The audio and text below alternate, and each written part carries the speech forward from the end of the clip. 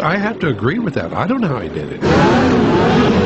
But we made it work, and you really have to hand it to Frankenheimer for pushing and pushing and pushing people to their limits to get it done. He had a reputation for always doing it the most difficult way possible because of his search for reality. I felt he definitely broke ground, that he made the commitment to film real racing under real conditions. He followed the real race, so you didn't get a chance to do it 3 times. And at first I thought, oh my God, the sound, the noise, and I don't like anything going fast. To be going so fast and working so close to these race cars. Every second you're on the edge of something happening. Bear in mind, all we'd ever seen were black and white, 2D, foggy photographs in newspapers, and suddenly we had 3D cinerama of a lap of Spa. It was absolutely mind-blowing. We got as close as you could get at that time to what racing was really all about.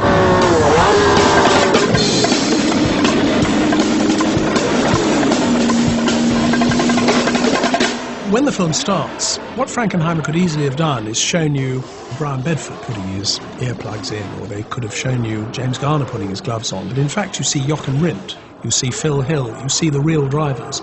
And that instantly makes you understand that this is a film that is going to be as close as possible to reality.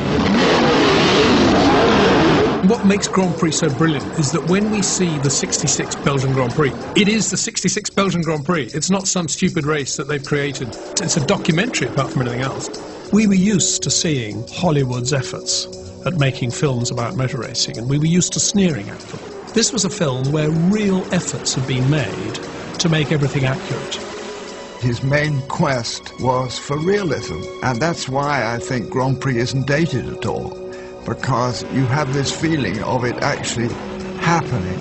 Everybody was very, very skeptical of another movie being made about racing. As a matter of fact, to the point where Ferrari didn't want anything to do with it. He just said, you go make your movie, it has nothing to do with what we do, and you can't use the word Ferrari in this picture.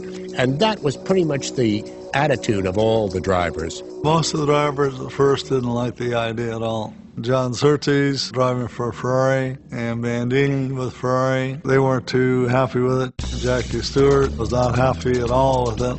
There was all kinds of various feelings for and against this going on. Was it corrupting our sport?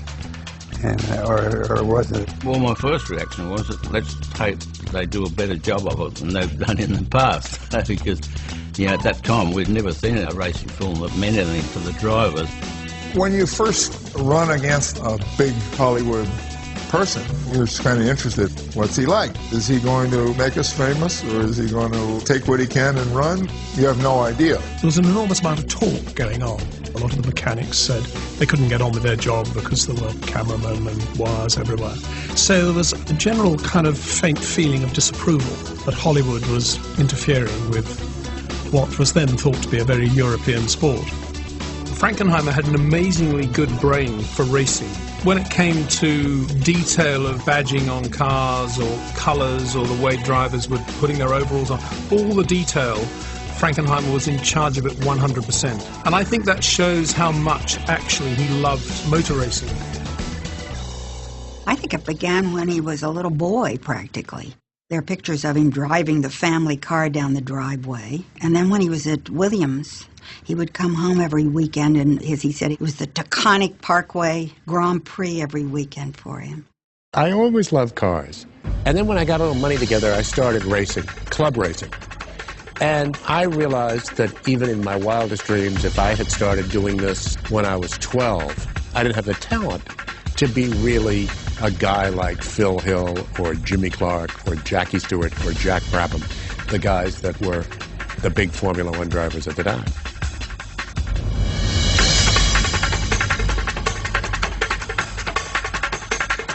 It was interesting looking back at the making of this movie that there was this tremendous competition going on between Warner Brothers with McQueen basically and MGM with Frankenheimer, and Frankenheimer wanted McQueen for the role of Pete Aaron. It's never really been totally clear to me what happened. He had this disastrous meeting with my partner.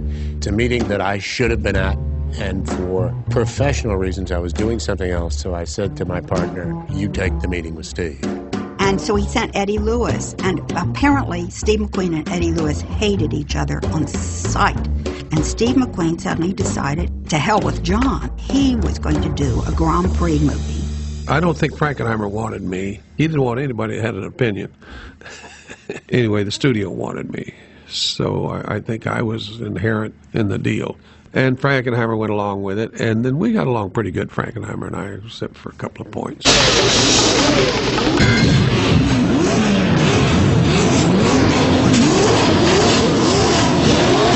The cars that were used for the shots that were taking place purely for the cameras on the Mondays and the Tuesdays after the Grand Prix, they were Formula 3 cars which had been dressed up to look like Formula 1 cars, and all the exhaust pipes were correct.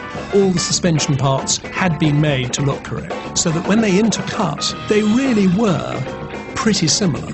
And we were doubly blessed because the season was 1966, which was the first year that they went to the 3-liter formula from the 1.5-liter formula the year before, so the manufacturers were changing the look of the cars every week.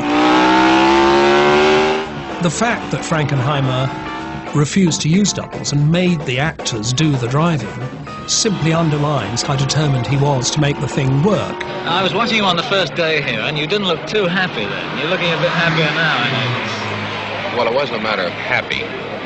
I think it was, or unhappy. I think it was a matter of concern. Naturally, we want to know that the guy next to us is capable, and I want him to know that I'm capable. In other words, it's a very dangerous thing, I think, for actors to do. And it's a very dangerous thing for drivers to do, to sit in a car next to an amateur. All the drivers except Garner went through Jim Russell's racing school. And I got these varying reports from Jim each day. And I'd get calls like the following. He'd say, well, the Frenchman, meaning Yves Montand, he said, the Frenchman, he said, is going to be all right. He's not a very good driver, but he'll be okay. I said, yeah. He said, the Italian hasn't got the faintest idea what he's doing, but he may be all right. He said, now the Englishman is hopeless. He said he can't even shift gears. So Brian Bedford, in reality, never drove in the picture. He was always double. Garner, we put with Bob Bondurant. The studio got in touch with me and said, we'd like you to do a little training in these cars. I said, fine. And they assigned Bob Bondurant. They gave him to me for 2 months before the film, and we went out to Willow Springs. And I drove 2 or 3 different kinds of cars. I went in with the fact that I don't know anything about racing. I don't know anything about driving. And what Bondurant taught me was a lot. I thought Garner did an excellent job of driving. He got smooth. He got going fairly quick. If he was in a real race, he would have been able to beat several drivers. In a Formula 1 race, that's saying a lot. You know, we'd go a little faster, and a little faster, and a little faster.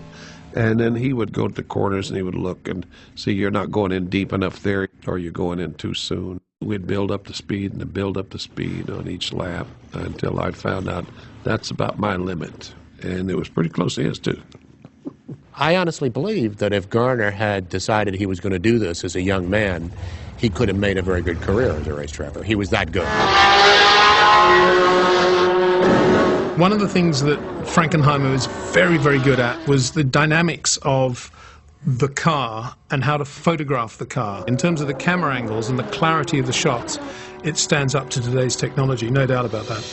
The camera car was a Ford GT40, which was a Le Mans-type racing car of the day, capable itself of 200 miles an hour, being driven by Phil Hill, who did a lot of work in the film. He appears briefly and has a couple of lines. And of course, he was a brilliant driver. He was world champion a few years before for Ferrari.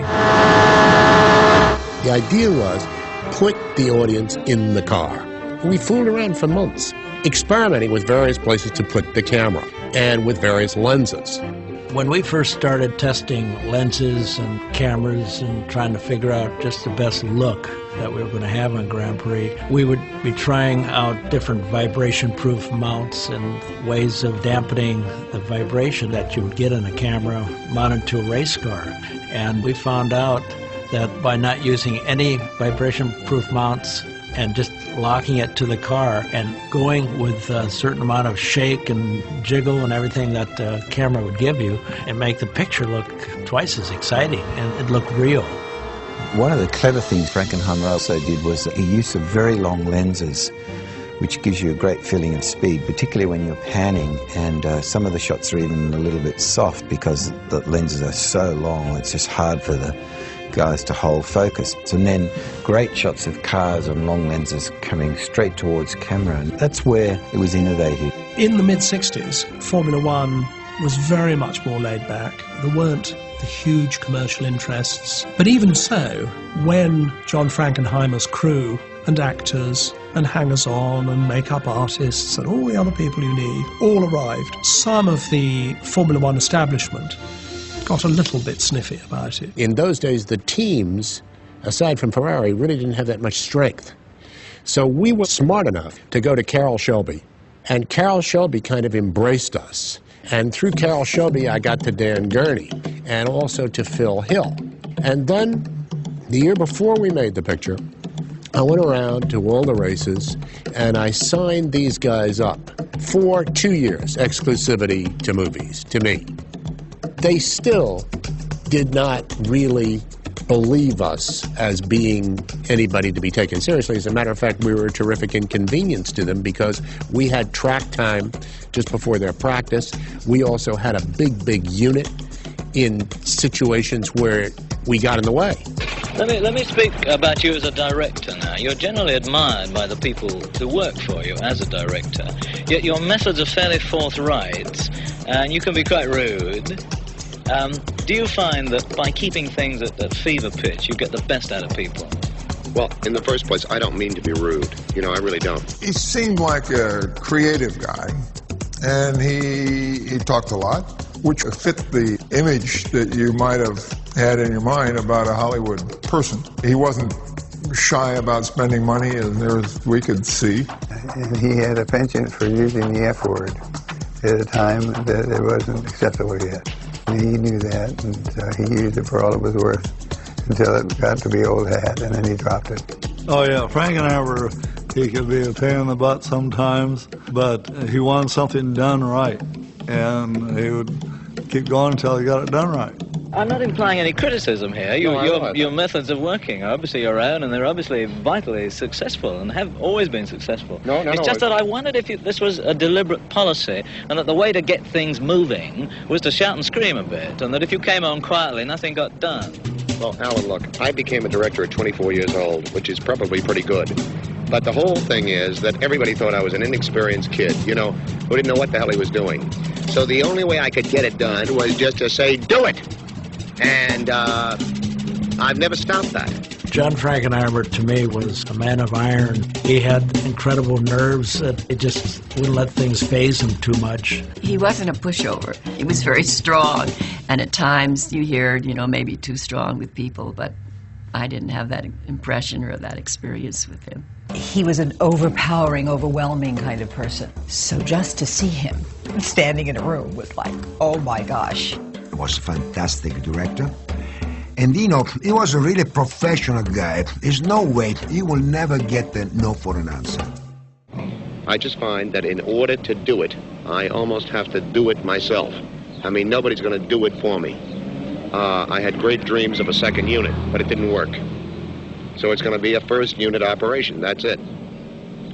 And so I have to be about 4 places at the same time. Now, the only way I know how to do that is get myself up to a point where I'm capable of doing it. And if it puts people under stress, maybe that's good.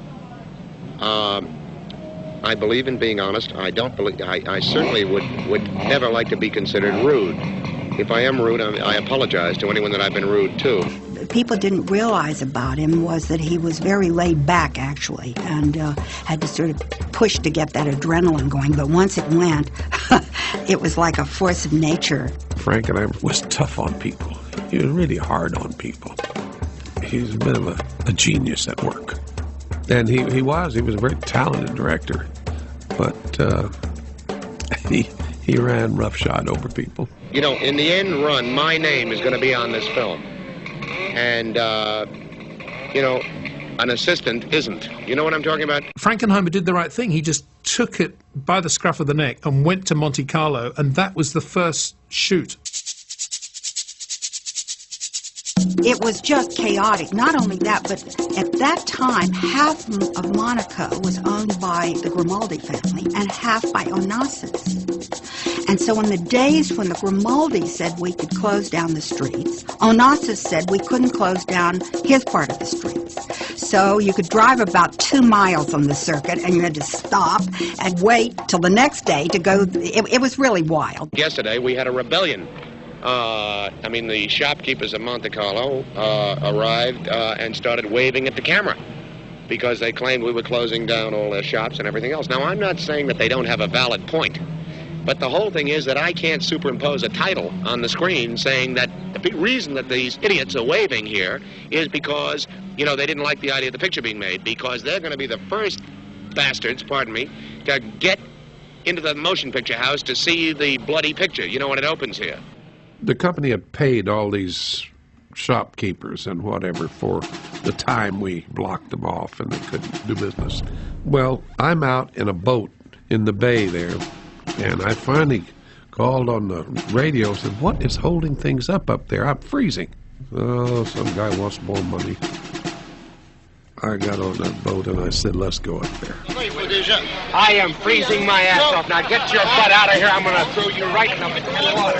Frankenheimer, who usually is right in the middle of all that, wasn't trying to hold me back. What is your problem? I am freezing to death out here for a half hour while you talk. How much money do you want? No, I speak English, Mr. Gus. Well, then you get the hell out of that chowder. I'm going to put you out. Yes, sir. That's the only guy I had trouble with in France. I was in the air in a helicopter, and we were having our own situations with our pilot. His name was Chaumont. He was flying this Alouette 3, and we were chasing the cars down low. We were right just above the water, skimming over the boats, and we had to literally go straight up, and we'd do a hairpin turn and come back down over the track and over all the people. And I guess the officials felt we were getting too close, and some of the people were complaining. Frankenheimer yelled over the radio. He said, God damn it, Stevens, move your cameras further away. I'm getting a lot of feedback down here. And about 10 seconds later, he says, but don't move too far back. He was saying this for the officials. So we did. We moved back, and things sort of settled down for a while, and then Chaumont went right back to it again, was doing it. I guess the crowd got used to us. John Stevens was in that helicopter. He'd have his feet hanging out on the landing strut. And he'd come in, and he'd have green all over him from clipping trees with his feet. After Monte Carlo was over, I cut together a quick 30 minutes of stuff I shot at Monte Carlo, called Ferrari, and asked him if he would look at it. And he said, well, I don't have any projection equipment, I don't have anything like that. I said, just tell me you'll look at it. So he said, yes, I will. So I shut the movie down, chartered a plane, brought the movie, a projectionist, projectors, and everything else to Maranello, to his office, set it up, and ran him the 30 minutes. When it was over, the lights came up, he embraced me. He said, you can have the team, you can have the factory, you can have everything. And that's why Dragoni is in the team, the Ferrari team manager. That's why we have really good close-up shots of the Ferrari. That's why there's access to the Ferrari factory, which had never been done before. Whether you're writing a book, a race report, a movie, if you've got Ferrari there, you've basically got Formula One racing. Because without Ferrari, it's not Formula One. And once he got Ferrari, Frankenheimer knew he had a movie that he could make and that would be reasonably successful, even on a bad day. Every morning, John would get out, and he was a gentleman. I remind you again, this is a movie. This is a film. It's not a race. And if at any moment you feel uncomfortable or feel that you're going to be taking a big chance, don't. We can always come back and do it again. It's not an easy thing to film the Belgian Grand Prix at Spa. The race started, I'm in the helicopter, and we went along about 8 or 10 miles. Everything just started dicing back and forth. I'm looking through my camera, and all of a sudden I see what looks like a rooster tail coming off behind the cars. And they said, boy, that didn't look right. By the time I got to the rain, the front of the car could have been in the rain at big time, and the back was still dry. It was that kind of a curtain I slowed down so much for that curtain of rain, which you couldn't see maybe 30 feet, 40 feet at the most. And Phil Hill, driving the Frankenheimer camera car, went by me. That's how slow I was going. Gurney suddenly slowed right up. He wasn't about to wreck his car, so he played it cool and slowed down immediately. And I went by him, even though I wasn't supposed to. We're not going to ruin our shot just because somebody decides they're going to bail out.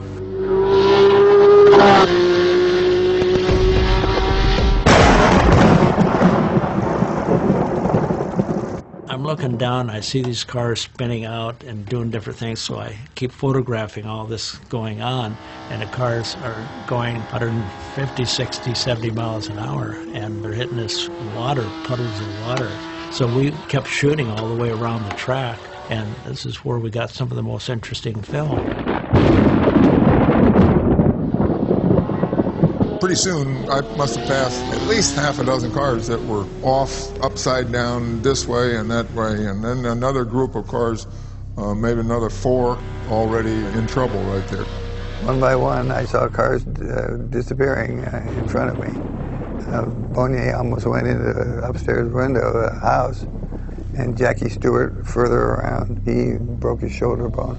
I remember coming over the top of the hill, and all of a sudden I'm behind Mike Spence, and all of a sudden he loses it. And then all of a sudden I hit the same thing, and I lost it. Went off the road, landed upside down, and stuck in the car. You couldn't get out. The vast majority of the competitors didn't make it around the first lap.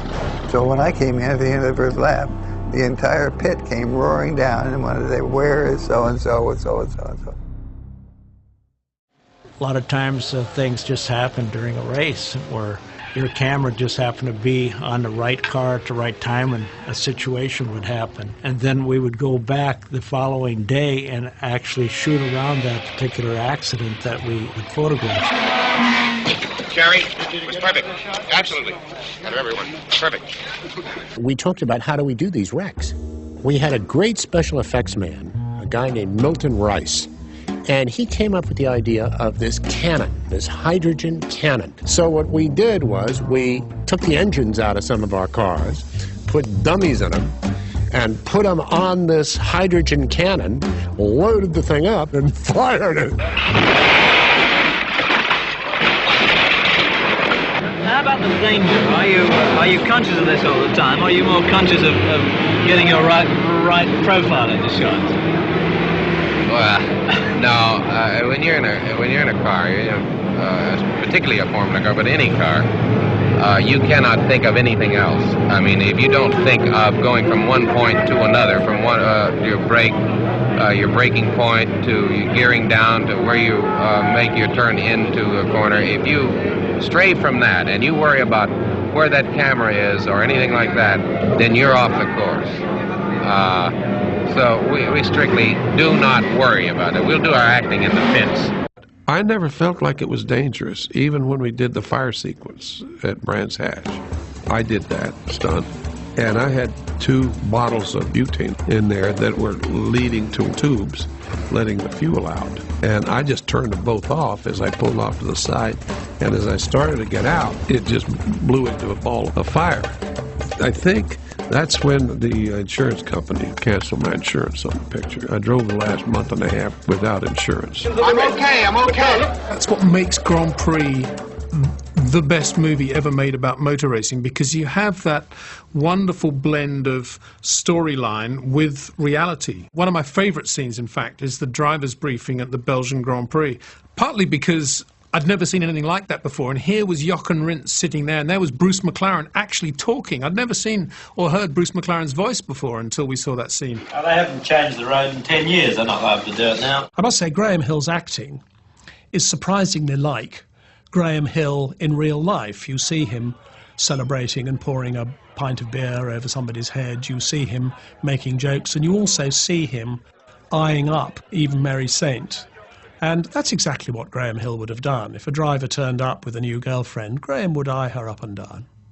It was hard to tell where reality ended and the film began. Lorenzo Bandini walked the circuit with John at Monte Carlo. And John said, Lorenzo, where do you think there would be a really bad accident? Because they had to figure out the place for Brian Bedford and Jim Gardner to have their accident. And he said it would definitely be on the dog leg. It was odd because that's where he had his fatal accident. I guess it was a year or 2 years later. Lovely, lovely man. And we stayed at one point in France, Clermont-Ferrand, and there were a lot of drivers there. And Mike Spence, he had dinner with a lot with his wife and family. And this was going to be his last race because he wanted to have a different kind of life, not that he had children. And he was killed. And so many of those people have gone. At that time, it was impossible to make a film without bringing death into it because it was so much a part of Formula One. Jochen Rindt was killed in 1970 at Monza. Jim Clark sadly was killed in 68. A lot of these guys lost their lives after the making of Grand Prix. So one has to say that it's true to life in that sense. A lot of the purists who saw the film when it first came out said this is too sensationalist, there's too much blood, there are too many accidents. Real motor racing isn't like that. Well, the truth of the matter is that there isn't a single incident that happens anywhere in the film that didn't happen at some stage in real Grand Prix racing. When you look at the 60s and that film, I guess it's the end of the age of innocence, if you like. You look at it now and we appear to be so naive in terms of safety and the risks people took to even just get camera shots and stuff that we wouldn't dare do now. And it could never be done again. I think Frankenheimer did that at the absolute latest point in the history of the sport because it could never be done now for a million reasons. The teams wouldn't have the time to do it. The drivers wouldn't have the time to do it. But above all, the Formula One industry wouldn't let Hollywood make that movie unless they paid so much money that it bankrupted Hollywood for the rest of time immemorial. Well, I got to thank Steve McQueen for not doing it and left it open for me to do. McQueen didn't see it. He's my next-door neighbor. He didn't see it for, a year or so. And finally, Chad, his son, made him take it. And I was driving home. I stopped, say hi. And he said, well, we went to your movie. I said, yeah, what do you think? He said, pretty good picture, pretty good picture. Yeah, that's about as much as you're going to get out of Steve. Every day I'd wake up, I would wonder just what would happen that day that would be more exciting than what I did yesterday. And sure enough, something would come up. And that's what made the picture really the most exciting motion picture I ever worked on. We knew at the time that it was special, but I don't think any of us realized, because we were very young, and we didn't realize how things were going to change, how much they were going to change. Looking back, it was a wonderful moment. It was a gift. I think John wanted to really make an audience feel that they were right there doing it, and it would go to any end to accomplish that. And I think that he did accomplish it, and he accomplished it at a time when it was not the easiest thing to do.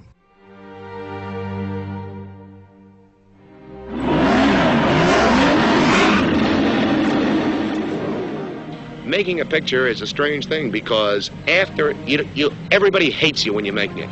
It's when the picture comes out that they say, oh boy, it's really pretty good, or vice versa, everybody loves you when you're making it and the picture comes out and you never work again, it can work that way too.